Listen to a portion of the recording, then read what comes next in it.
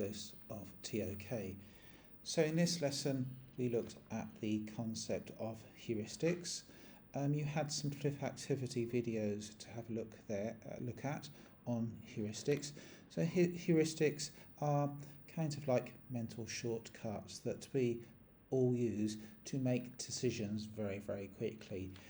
And they are a vital part of being a human being and a vital part of the way that we manage particularly modern environments. So some decisions need to be made very quickly. Also, if you think about the cognitive or mental resources that you would need to have if every single decision was a slow and considered decision, we probably wouldn't be able to operate in our ordinary lives.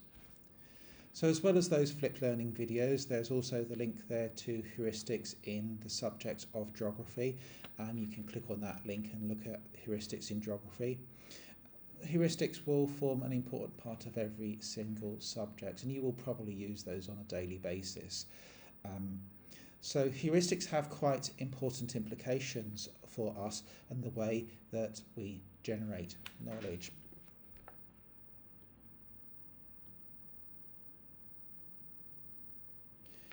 So we've had to think about exactly what heuristics are, advantages and disadvantages of heuristics. So we've already looked at, mentioned in the introduction about how heuristics are really important and very useful. They help us to make quick decisions, they help us to save cognitive or mental resources, they help us to streamline our ordinary life. But they do have those disadvantages, and a lot of those disadvantages will be surrounding things like bias, habit, how we form habits, how we're influenced by culture. So there's a lot of information that goes in consciously and subconsciously into making up a heuristic. So as soon as we start making important decisions using heuristics, bias is going to creep in, culture and cultural prejudices are going to start to creep in, and our own misinformation. So quite often you can have a look at them on the internet. There are lots of examples of things that we think are true but actually not true at all. So they all go in to add up to influence the way that we have our heuristics. And the thing with heuristics is you don't always know that they are operating. So as TOK students, it's really important that we think exactly what heuristics are, but also we'll be able to identify when we use them and when we should not use them. So we went on to look at this specific case study, heuristics. I think there was a case study there with, they asked two sets of questions to two sets of people, the Ontario heuristics.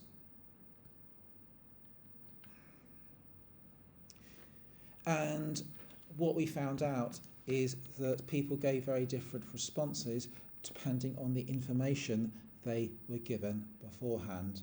So context starts becoming really important. So not only do we have bias and culture, we also have the specific context that the situation was set up. So there's various examples. The example of our biases around a librarian and a teacher, for example. So we investigated those.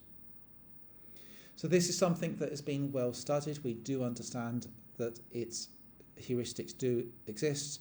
We understand the processes of heuristics, and these have been proved through case study examples. So there are really important implications there of heuristics. It is a fundamental way that human beings think. It is an evolutionary trait that human beings think using heuristics. So there are some really intriguing, important implications there. So we thought in a little bit more detail about what heuristics are. If you're not really careful with that fast thinking, our decision making can become reckless and biased, and it can be controlled by external forces.